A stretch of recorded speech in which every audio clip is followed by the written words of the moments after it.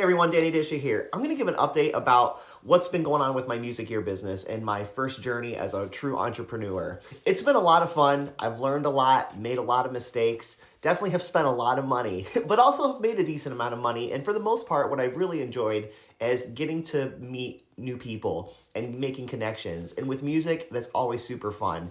And yeah, it takes a lot of capital to start a music gear business. At least for me, it was a lot. And I'm on the low end. This is like a side hustle that I'm doing. I have a full-time job. Like I'm a historian archivist by trade, right? And I'm doing the music gear business and the band and all the fun stuff just as a side thing. And it's been a lot of fun. So to just kind of give you an idea, some things that I've learned, definitely takes tens of thousands of dollars just to get started. It's crazy because you need to buy product, you need to have the designs. It took me over a year just to kind of get things rolling. And then when I finally started selling stuff last year, it's only been 8 months since I've been doing this.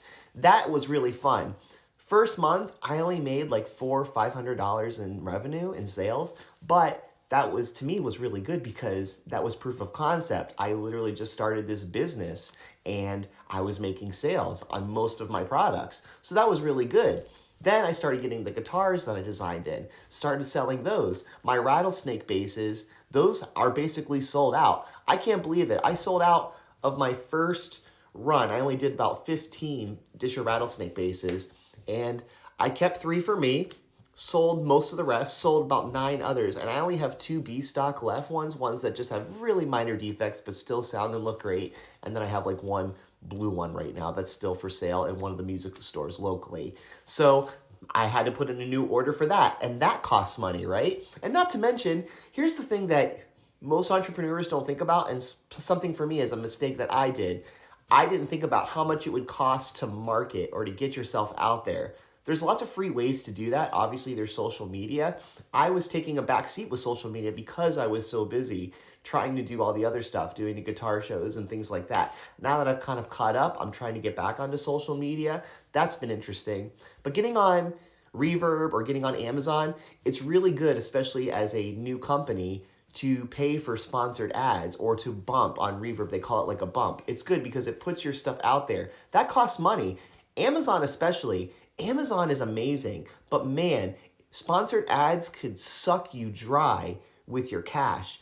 But it really worked because my main goal was let me get into the Amazon algorithm. Let me get some sales going. So I'll just be honest with you guys. The first 6 months, I made about $10,000 in revenue, but I also spent about that just in marketing. So basically broke even. That sounds like a crazy a lot of money. Maybe I'm doing it wrong. I don't know. I'm just feeling it, learning it how I go. But to me, that was a good sign because in the first 6 months, I'm literally just a dude on the internet, right? Like I'm an independent musician, I'm a historian, I'm combining my two loves. I think I have an idea of what quality is. I use all of my gear personally when I'm playing on stage because I've made this stuff for me and then also to sell to people. So if I'm selling it, I use it. And that's been cool. And to sell $10,000 worth of revenue to me was incredible. But I also had to pay money to get myself out there. But now that Disher Music Gear is in the algorithms, I've been selling more on Reverb. I've been selling more on Amazon. And this is the slow season for music gear business. It's like January, February. Quarter 4 is usually when you're getting a lot of stuff. I was getting like 3-4 orders a day in the month of December, which was wild. And it's just me and my family that are helping me out do this right now. So that was really good. And now it's the slow season. And I'd say about on average, I'm still doing maybe like a sale every other day. Usually guitar straps, pedal boards mostly. I sold a guitar not too long ago. So, I mean, hey, that's good because it's still continuing on and it gives me the freedom to kind of learn and to grow.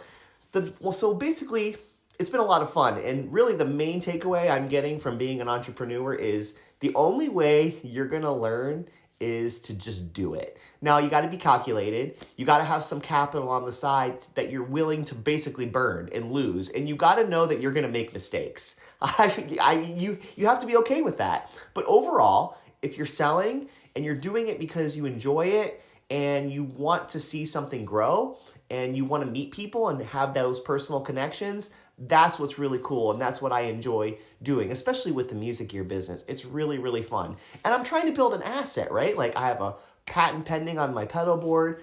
Disher Music Gear is officially Disher is officially trademarked. I'm getting some other trademarks. I'm creating IP around my company.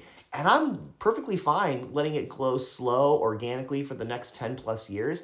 I have some other ideas that I want to do that I'm happy to share with you all that I'm going to keep secret in my brain for now as things go on. And then also it's fun because I'm taking the profits or things that I'm doing and I'm reinvesting them into the business. I'm investing them into crypto, into stocks, and I'm just trying to diversify myself as a business person and just have fun. And also I'm working a full-time job and being a husband and a dad, and you know what? We're all gonna die, right? So we might as well try to do cool stuff while we're living. And it's perfectly fine to do that, and it's fun, especially if you're trying to be honest and cool. And that's basically my job and hopefully what I'm doing around the world. I just love to be kind and just try to help people, but also try to be fair. And you know, also things with business too is you learn the vast majority of people are super cool. Some people, you know, they're just never gonna be happy. Here's another thing that I've learned about being an entrepreneur too. You're always gonna get a couple bad reviews. It doesn't matter how much you try. You always will get a few people that will say, hey, I don't like this. I don't like the way it was done. You just can't please everyone. And you try your best to try to talk rationally to people. Sometimes people are mean. They say they don't like your stuff. They think it's garbage, blah, blah, blah. And that's okay because that's going to happen with anything. Even if you have like the best luxury brand like Gucci or something, people complain about it. It's just, and that's okay because people have personal tastes and stuff like that. So you just try to be fair as a business person. If somebody needs something and they come to you in a regular amount of time, if they want to return something, I've always been pretty good. Like, especially if like it's in the first like 2 weeks or like a month, usually I'll just let them return it. Anything past that, it's kind of like, like you've kind of had this for a really long time. Should you, even people that work with me, they might be like, should we let them return it? It's been like, 3-4 months. It's almost kind of like, I don't really know. Like, personally, for me, I wouldn't return something after 4 months if it's been working and you just say you don't like it or something. Like, that to me is kind of weird. But hey, it's everybody's, personal preference. And that's fine if people act that way too. But these are the things that you have to kind of weigh when you're a business of like, what are you going to do? What's your return policy? What are you going to do if your thing breaks, because especially when you're dealing with manufacturers, because I can't manufacture everything myself, right? You're going to get some really great stock. That's your A stock. You're also going to get some B stock, and that's totally normal. And you have to sell that at a lower price. And you have to learn what people like. Some people love B stock stuff. So it's just a lot of fun. As you can see, I'm kind of like just shooting off the hip here because there's just so many nuances to starting a business. And there's a lot of learning, and there's a huge learning curve. But if you're doing it and you're trying to have fun with it and you're trying to be fair to people, then that's the best thing you can do. And it's a lot of fun. So I don't know. Let's see where the business continues to go. Disher Music Gear is open for business. You can go to dishermusicgear.com. That's my website. We're on Amazon. We're on Reverb. We're on Walmart. We're on basically every major retailer. We are on there right now. So it's pretty cool. We're on Etsy. So yeah, check out our stuff if you want. If not, thanks for watching the videos. And yeah, probably going to go play some guitar now and have band practice soon. So I'll talk to you later. Bye.